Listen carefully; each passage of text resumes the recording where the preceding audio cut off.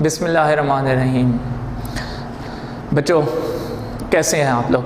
उम्मीद है कि आप लोग सेट होंगे बिल्कुल। लेक्चर नंबर 3 भी हमने पढ़ लिया था। लेक्चर नंबर 3 थोड़ा सा रिवाइज़ कर लेते हैं ताकि आज वाले टॉपिक को समझने में काफ़ी आसानी हो। लेक्चर नंबर आपने 3 के अंदर क्या क्या पढ़ा आपको याद होना चाहिए। रेक्टेंगुलर कोऑर्डिनेट सिस्टम के बारे में हमने पढ़ लिया था, कार्टेशियन कोऑर्डिनेट सिस्टम।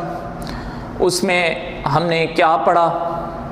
हमने पढ़ा कि अगर 2 लाइंस या 3 लाइंस उनका हम सेट ले लें और वो लाइंस आपस में परपेंडिकुलर भी हों और एक पॉइंट पे एक दूसरे को इंटरसेक्ट कर रही हों, तो उस सेट्स को हम उस सेट से जो निज़ाम बनता है रेक्टेंगुलर कोऑर्डिनेट सिस्टम बनता है, कार्टेशियन कोऑर्डिनेट सिस्टम बनता है। ये हमने पढ़ लिया था। 2 लाइंस वाला हमने सिस्टम पढ़ा कि वो 2D सिस्टम होता है जिसको 2 डायमेंशनल रेक्टेंगुलर कोऑर्डिनेट सिस्टम कहते हैं। और हमने 3 लाइंस वाला जो पढ़ा उसको हमने पढ़ा कि 3D सिस्टम या 3 डायमेंशनल कोऑर्डिनेट सिस्टम, और वो सिस्टम स्पेस का सिस्टम कहलाता है। हम पिछले लेक्चर में पढ़ चुके हैं। पिछले लेक्चर में एक और आपने टॉपिक स्टडी किया था, हेड टू टेल रूल। और हमने पढ़ा कि हेड टू टेल रूल जो है वो ग्राफिकल रिप्रेजेंटेशन जब हम वेक्टर की करते हैं और ग्राफिकली जब वेक्टर्स को हम ऐड करते हैं तो उसकी वेक्टर एडिशन का जो मेथड है, जो तरीका है, जो रूल है, वो क्या कहलाता है? Head to tail rule. आज के मौजूदा टॉपिक हमारे कौन से हैं? 2 टॉपिक्स हैं बच्चों। एक है वेक्टर एडिशन को हम शो करेंगे कि ये क्या चीज़ है, कम्यूटेटिव है। कम्यूटेटिव प्रॉपर्टी आपको मैथ्स वाली याद होनी चाहिए। कम्यूटेटिव प्रॉपर्टी में आपने क्या पढ़ा था बच्चों? याद होगा, a + b is equal to b + a।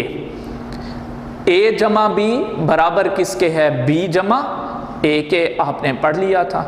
In simple words में कहूं तो 2 जमा 3 बराबर है 3 जमा 2 के। मजमुआ दोनों का क्या आता है? 5। इसका ये मतलब ये कम्यूटेटिव प्रॉपर्टी है, दोनों के रिजल्ट सेम आते हैं। अगला टॉपिक आज का क्या है? Types of vector. कि वेक्टर्स की टाइप्स, आपको पता है हर चीज़ की कई टाइप्स भी होती हैं, तो वेक्टर्स की भी कई टाइप्स होंगी, हम उनकी तरफ भी जाएंगे। चलें बिस्मिल्लाह करते हैं आज के टॉपिक को। पहला टॉपिक है आपका वेक्टर एडिशन इज कम्यूटेटिव। कि वेक्टर एडिशन को हम साबित करेंगे कि क्या होगी? कम्यूटेटिव। इसको हमने प्रूव करना है। तो जरा देखें, ड्रॉ 2 लाइंस या 2 vectors A and B with proper scale in a given direction। कल वाले टॉपिक ही की तरह कैसे लास्ट लेक्चर में हमने पढ़ा था कि हेड टू टेल रूल की मदद से जिस तरह के 2 वेक्टर्स को प्रॉपर स्केल से हम क्या कर रहे थे? ड्रा कर रहे थे, वेक्टर A और B। उसी तरह दोनों वेक्टर्स लेने हैं A और B, और हेड टू टेल रूल की मदद से दोनों को क्या कर देना है? ऐड कर देना है। दूसरे स्टेप में देखें, now add both vectors A and B by head and tail by head to tail rule. Head to tail rule की मदद से दोनों वेक्टर्स को आप क्या कर लेंगे? ऐड कर लेंगे। दोनों वेक्टर्स को हम हेड टू टेल रूल की मदद से क्या कर देते हैं? ऐड कर देते हैं। उसके बाद जब हम किसी चीज़ को ऐड करते हैं तो उसका क्या आता है? रिजल्टेंट R आता है। अब रिजल्टेंट R को देखते हैं हम नीचे फिगर में, कि नीचे फिगर में रिजल्टेंट R जो है वो किस तरह से आएगा। लास्ट लेक्चर में हेड टू टेल रूल लिया, 2 वेक्टर्स मैंने ले लिए। स्टेप नंबर 1 में आपने पढ़ लिया था कि प्रॉपर स्केल की मदद से वेक्टर A और वेक्टर B को हमने ड्रा किया। दोनों को किसकी मदद से ऐड किया हुआ है बच्चों?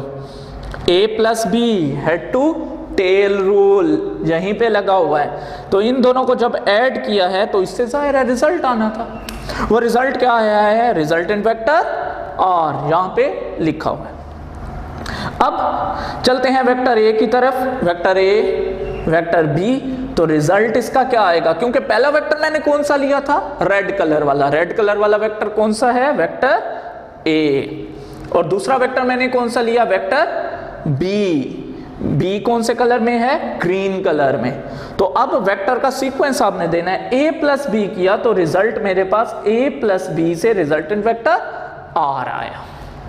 अब इसी को हम लेके चलते हैं कि a प्लस बी से अगर मैं दोनों को दोबारा ऐड करूं तो उस वक्त कैसे हम इनको ऐड कर सकते हैं कि मैं दोनों वेक्टर्स अब दोबारा से ले रहा हूं।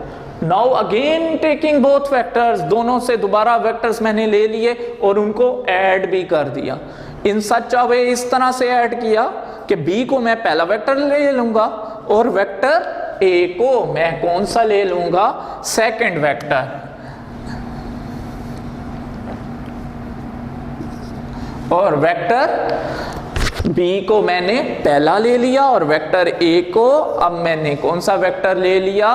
सेकेंड। तो हेड टू टेल रूल बच्चों याद होगा, बहुत ही आसान। अब क्या करना है? वेक्टर b पहले ड्रा करेंगे और वेक्टर a बाद में। पीछे आपने क्या पढ़ा कि पहले वेक्टर a होता था, फिर b यहां पे ऐड होता था, वो दूसरा वेक्टर b था।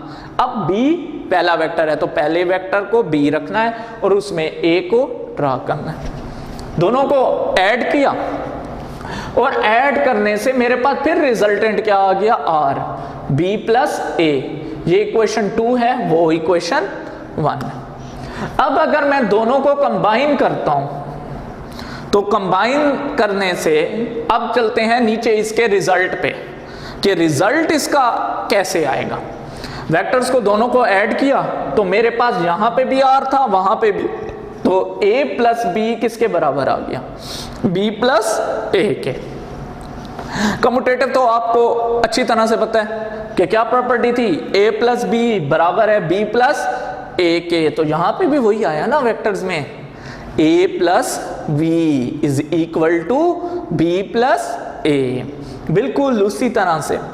अब अगर आप देखें तो दोनों ग्राफ्स को जब मैंने इकट्ठा किया, वो यहां से लेके यहां तक वाली पिक्चर एक ही है, पहले की है, और यहां से लेके यहां तक पिक्चर दूसरे की। जब दोनों पिक्चर्स को मैं ऐड करता हूं तो मेरे पास पैरेललोग्राम बन जाती है। और पैरेललोग्राम में अगर आप ग्राफिकली या ज्योमेट्रिकली देखें तो पैरेललोग्राम के अंदर जो डायगोनल हम ड्रा करते हैं, ये थ्योरम भी बच्चों आपने पढ़ा था मैथ्स के अंदर, अच्छी तरह से याद होगा, 9th में है। तो आप अगर पैरेललोग्राम ड्रा करें तो ये कौन सी तस्वीर है? पैरेललोग्राम है ना। तो पैरेललोग्राम का आपको पता है अच्छी तरह से कि डायगोनल उसका कॉमन होता है। जब इसका डायगोनल कॉमन है तो इसका ये मतलब कि इसका रिजल्ट भी वही है जो b प्लस a का है। मतलब क्या हुआ कि हमने प्रूफ कर लिया कि a प्लस बी बराबर है b प्लस a के। तो आपका सवाल ये कंप्लीट हो जाता है, कौन सा? कि वेक्टर एडिशन क्या है आपके पास? कम्यूटेटिव है। तो आपने बड़े इजीली, और ये आपको बता दूं कि बड़ा ही अहम तरीन ये सवाल है, ये पेपर के अंदर ये भी 2 नंबर का है, चैप्टर नंबर 2 का इंतहाई अहम तरीन सवाल। आपने ये क्वेश्चन ज़रूर करना है और इसका प्रूफ आता है अक्सर पेपर के अंदर, तो बहुत इजी और इंतहाई इम्पॉर्टेंट। तो इसको भी अपने इम्पॉर्टेंट के तौर पे बिल्कुल इसको अच्छी तरह से आपने बच्चों तैयार कर लेना है पेपर के लिए। नेक्स्ट टॉपिक की तरफ जाते हैं, और अगला टॉपिक कौन सा है? अगला टॉपिक आपका है टाइप्स ऑफ वेक्टर। बच्चों नेक्स्ट टॉपिक, पिछला टॉपिक आपने पढ़ लिया कि वेक्टर एडिशन क्या थी आपके पास? कम्यूटेटिव थी। नेक्स्ट टॉपिक की तरफ जाते हैं, शाबाश। Types of vector. वेक्टर की कितनी टाइप? वैसे तो वेक्टर्स की कई टाइप्स हैं, चंद टाइप्स जो आपकी बुक के अंदर हैं, सिलेबस के अंदर दी हुई हैं, उन्हीं में से चंद को यहाँ पे स्टडी करते हैं। तो सबसे पहले आपने अभी पिछले टॉपिक में भी क्या स्टडी किया था? शाबाश, रिजल्टेंट वेक्टर के बारे में पढ़ा था। तो रिजल्टेंट वेक्टर होता क्या है? दिलचस्प बात है, रिजल्टेंट वेक्टर जितने वेक्टर भी ऐड हो रहे होते हैं ना, हमने क्या ऐड किया था? a और b ऐड किया था और उसका रिजल्ट वेक्टर r आया था, रिजल्टेंट वेक्टर कहलाया था। तो इसी तरह के जो रिजल्टेंट वेक्टर होगा उसमें वो तमाम असरात और खसूसियात होंगी उन्हीं वेक्टर्स की जो वेक्टर्स मैंने ऐड किए थे। कौन सा ऐड किया था? ए और बी ऐड किया था ना। तो आर के अंदर ए की भी खसूसियात होंगी और बी की भी होंगी, और वो खसूसियात टोटल होके ऐड होके किसके अंदर मौजूद होंगी? सारे की सारी खसूसियात रिजल्टेंट वेक्टर आर के अंदर मौजूद होंगी। तो इसका ये मतलब कि जो वेक्टर को ऐड करने के बाद जो रिजल्ट आता है वो रिजल्ट आपके पास रिजल्टेंट वेक्टर होता है, और वो तमाम वही असरात रखता है जो उन तमाम वेक्टर्स के अलग अलग होते हैं, सारी खसूसियात उसके अंदर मौजूद होती हैं। बाय डेफिनेशन स्टडी कर लेते हैं। A vector which has same effect, जिसका बिल्कुल वैसे का वैसे असर हो, बिल्कुल वैसा असर रखता है, as the combined effect of all the vectors to be added। जो वेक्टर मैंने ऐड किए ना